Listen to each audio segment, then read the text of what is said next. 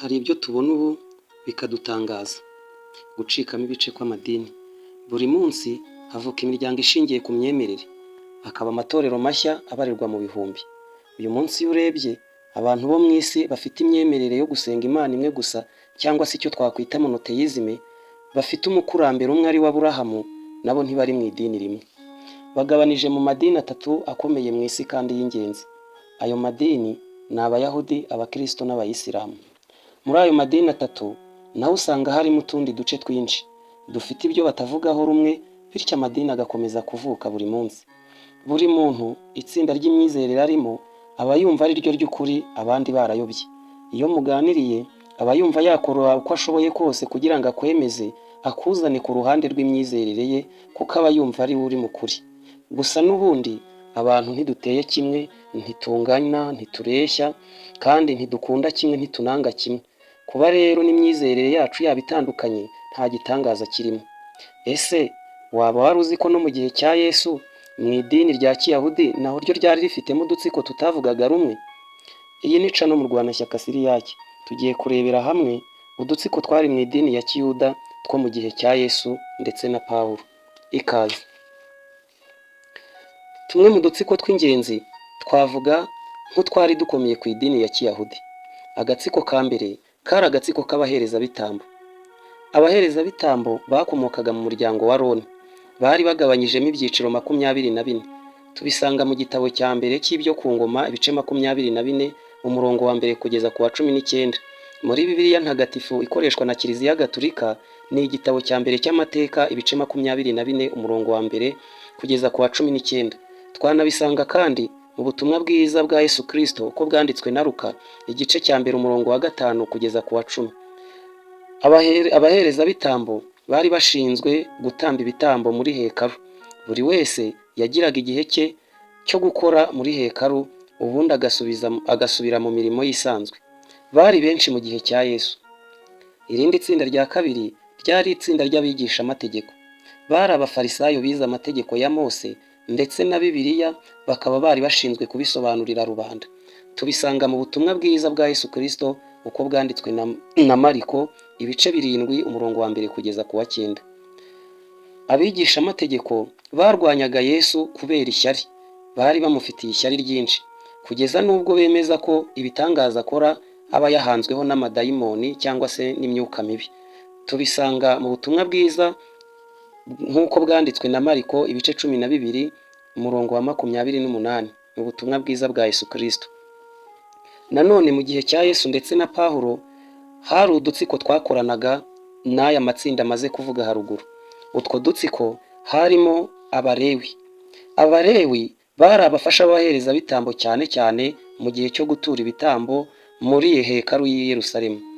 Iyo tuvuze hekalu ubwo ni sinagogi cyangwa se urusengero rwa rundi Salomo yari yarubatse. Hari irindi tsinda ryitwaga Abasadukayo. Muri Bibiliya ntagatifu babita Abasaduseyi. Babagamo abaherezabitambo b'ingoro y'Imana i Yerusalemu. Bari bubashywe muri rubanda. Abenshi muri bo bakundaga kuba bakize. Bemeraga ko hazaza umucunguzi. Ntibivangaga cyane muri politike y'Abanyaroma. Ntibemeraga izuka ry'abapfuye, urubanza rw'imperuka, roho n'abamarayika. Irindi tsinda ryari rikomeye kandi ririmo abantu benshi ni itsinda ry'Abafarisayo. Bibiliya ntagatifu ibita Abafarizayi. Iryo jambo tugenekereje mu Kinyarwanda ubusobanuro bwaryo ni abitandukanije. Ni abantu bakundaga gutunganira Imana bo mu bihe by'Abamakabe. Ndibutse yuko iki gitabo cy'Abamakabe wagisanga muri Bibiliya ntagatifu, harimo igitabo cya mbere cy'Abamakabe ndetse n'igitabo cya kabiri cy'Abamakabe. Bari baritandukanije n'abapagani, bashinga ishyaka ry'abatunganira Imana.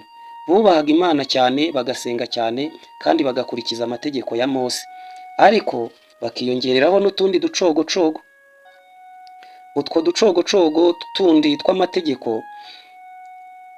nitwo twatumye batabasha gukurikiza n'amategeko yanditswe mu bitabo bitagatifu bakoreshaga, kuko hari n'utundi bihimbiraga tutari muri izo nyandiko z'ibyanditswe byera.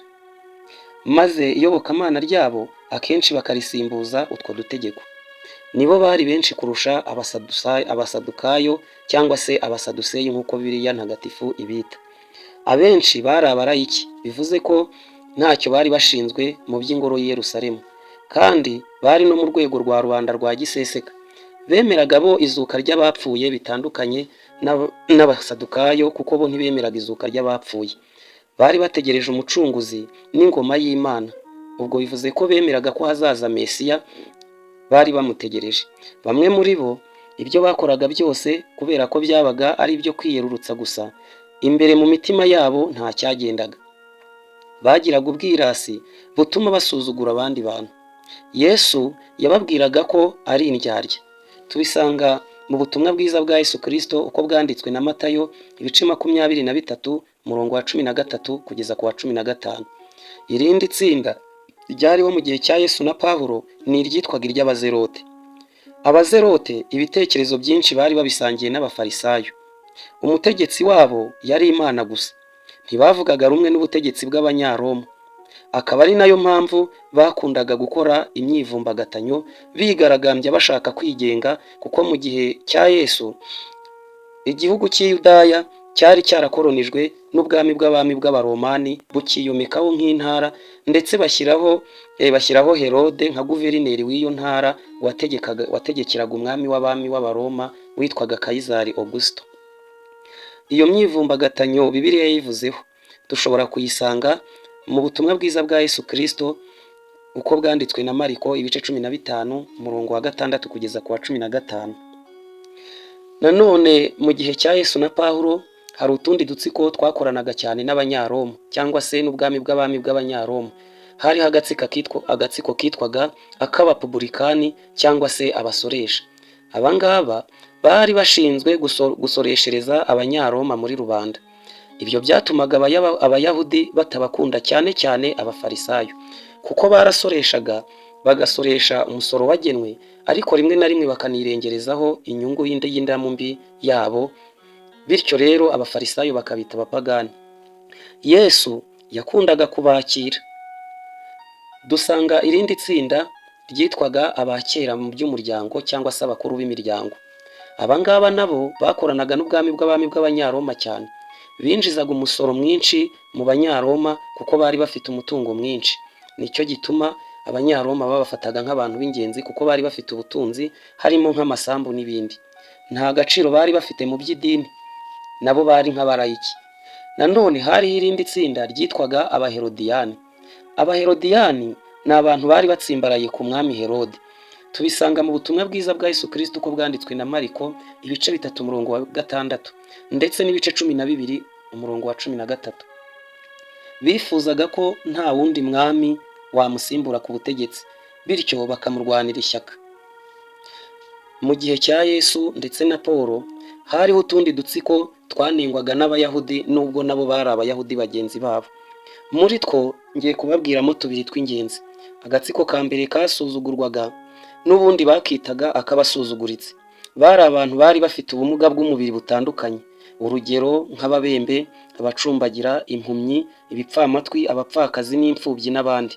Abayahudi bavugaga ko ari igihano cy'Imana kubera ibyaha byabo cyangwa se by'ababyeyi babo, bityo bagahabwa akato.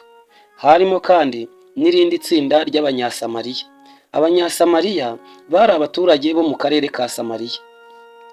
Abayahudi barabanenaga, babaneneraga ko bashyingiranywe kandi bakabyarana n'abanyamahanga.